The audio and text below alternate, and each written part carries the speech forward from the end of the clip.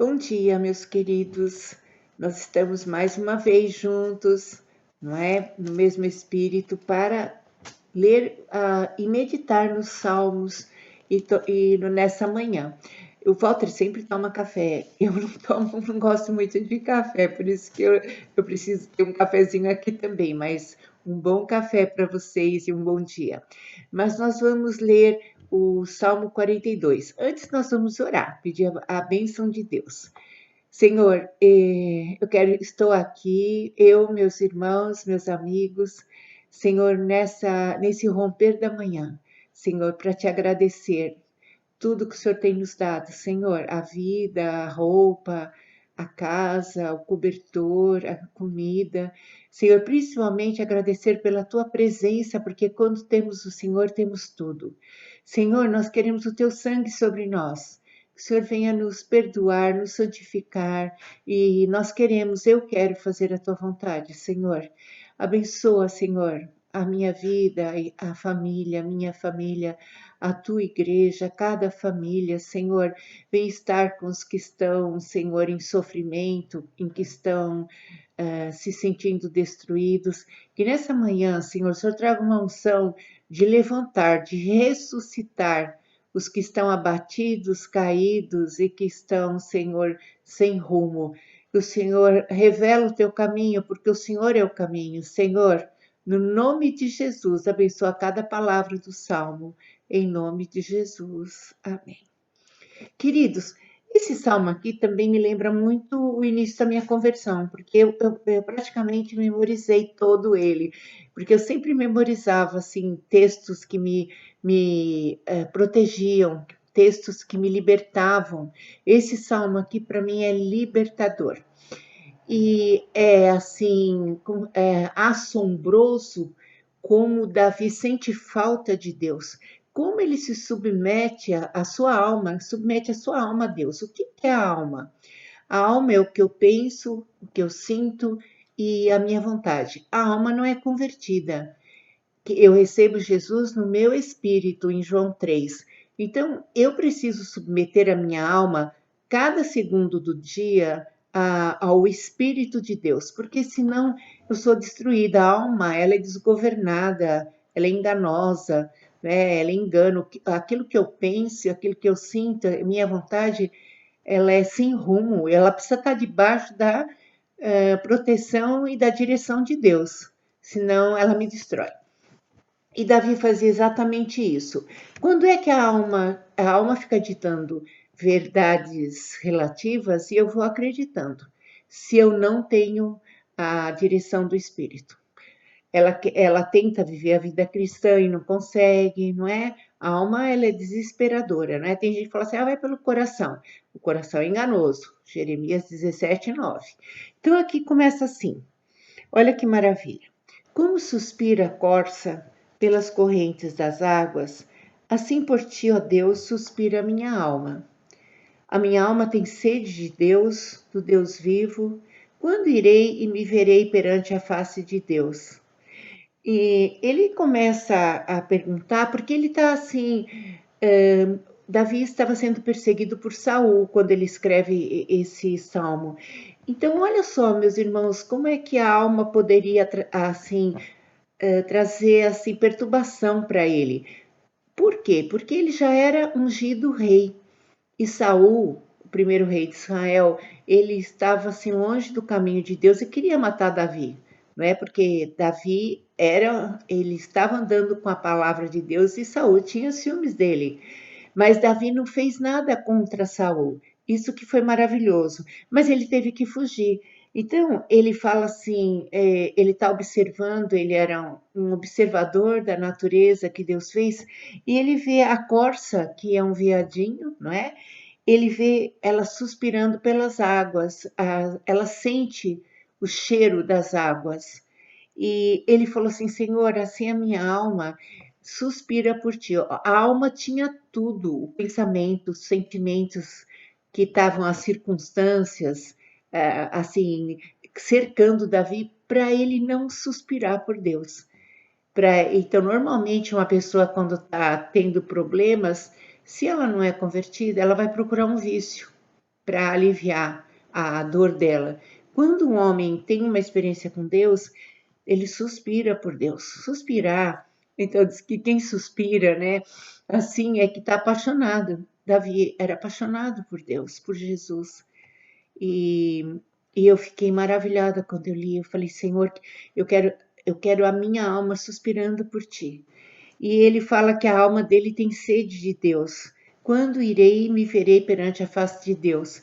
Então, ele quer a presença de Deus. E ele fala da casa de Deus, não é? Ele vai continuar aqui, as minhas lágrimas têm sido meu alimento de noite, enquanto me dizem, o teu Deus onde está?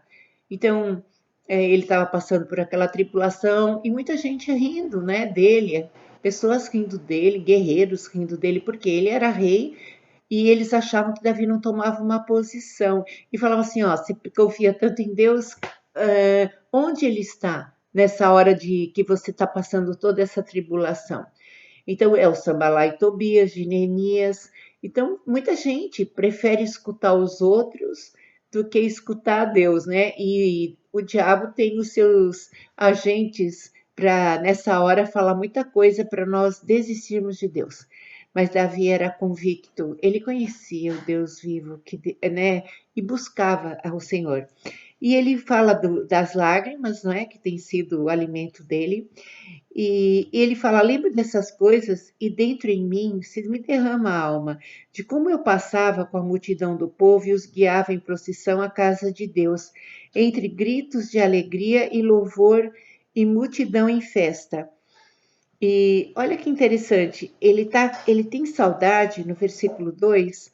Quando irei e me verei perante a face de Deus? E aqui ele está com saudade de quando ele ia à casa de Deus em alegria, porque como ele estava fugindo de Davi, ele não podia ir à casa de Deus e ele sentia falta.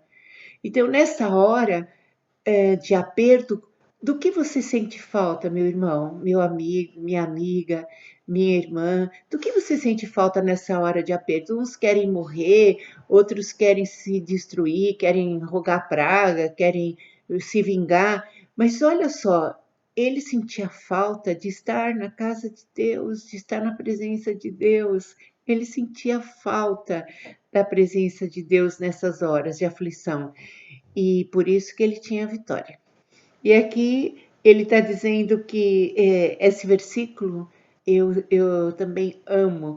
Por que estás abatida, a minha alma? A alma dele estava abatida. Mas por que te perturbas entre mim? Espere em Deus, pois ainda o louvarei a ele, meu auxílio e Deus meu. Então sinto abatida dentre mim a minha alma. Lembre-me, portanto, de ti, nas terras do Jordão, no Monte Hermon, no outeiro de Mizar. Então, olha só, ele submete a alma dele ao Espírito de Deus. Ele não deixa a alma dele tomar conta dele, dizer as verdades para ele. E as verdades, não as verdades de Deus. As verdades que as circunstâncias dizem. Né? Muitas vezes nós vamos sendo dirigidos pelas circunstâncias, e é que ele não se deixa levar. Ele fala, por que estás abatido? Ele questiona, ele conversa com a alma dele. Pensamentos, sentimentos, minha vontade, por que vocês estão abatidos? Por que vocês estão me perturbando? Eu espero em Deus, ó, espera em Deus. Ele está falando, minha alma, espere em Deus, porque ainda eu o louvarei. Quer dizer que ele está falando que de um futuro próximo, que tudo isso vai passar e ele vai louvar a Deus porque tudo vai mudar, como de fato, né, mudou. E ele continua, né, um abismo chama outro abismo, ao fragor das tuas catatubas, todas as tuas ondas e vagas passaram sobre mim. E um abismo, ele está falando aí do pecado, né? Um pecado não confessado, ele abre outro pecado, outro pecado. E se você não confessa, quando você vê, você não está conseguindo voltar mais para Deus. Então, um abismo sempre chama outro abismo. Por isso que o homem de Deus e a mulher de Deus precisam ser sensíveis. Eu preciso. Quando eu erro, através de sentimentos ou palavras, eu preciso me arrepender, porque aquilo vai abrir, vai ficar igual uma ferida, começa pequena e depois, de repente, ela está enorme, não é? Se eu não trato dela. E continuou: contudo, o Senhor, durante o dia, me concede a sua misericórdia, e à noite comigo está o seu cântico. Olha que interessante, nessa tribulação, nessa perseguição, ele não achava que Deus estava sendo injusto, mas que Deus estava tratando dele. Sempre quando Deus tem coisas fortes para uma pessoa, ele primeiro a trata. E ele ia ser rei, ele precisava ser tratado. Então, eu sei que quantas coisas Deus me tratou também e trata você também, meu irmão, meu amigo, minha irmã, minha amiga. Como Deus nos trata, veja bem, porque e ele reconhece que durante a noite, durante o dia, Deus tem tido misericórdia dele e também à noite o seu cântico está comigo. Quantos de nós, assim, quando estamos passando uma pressão dessa, com pessoas, tudo, ficamos reclamando, ficamos falando como esses amigos falaram: o teu Deus, onde estás? Onde está o teu Deus? E a pessoa também fica: onde está Deus? Ai, Deus está sendo injusto comigo. Davi não, ele sabia que durante o dia a misericórdia de Deus estava com ele e à noite um cântico. Ele ainda tinha forças para cantar. Glória a Deus, não é? Que glória mesmo essa experiência. E ele continua: digo a Deus, minha rocha, por que te olvidaste de mim? Por que hei de andar lamentando sob a opressão dos meus inimigos? Então ele questiona a alma dele novamente. Por que eu vou ficar lamentando com essa opressão dos meus inimigos, de Saul, não é? Eles esmigalharam os meus ossos quando os meus adversários me insultam, dizendo: o teu Deus, onde está? Aí ele continua: por que estás abatido, a minha alma? Por que te perturbas entre mim? Espere em Deus, pois ainda o louvarei. A ele, meu auxílio e Deus meu. E por que estás abatida? Você pode estar hoje com os seus sentimentos, seus pensamentos abatidos. Então o Senhor está ensinando a gente a questionar a nossa alma. Por que você está abatida, minha alma? Por que você se perturba dentro em mim? Eu vou louvar a Deus, eu vou louvar porque Ele vai me ouvir. E eu queria também, esse cântico aqui é tão interessante, esse versículo, né? Porque estás abatido a minha alma. Mas olha só que interessante, no começo do Salmo está dizendo assim, Salmo didático dos filhos de Coré. Davi escreveu, mas os filhos de Coré são aqueles que estavam lá em Números 16, que 14, 15, 16, os filhos de Coré, no capítulo 16.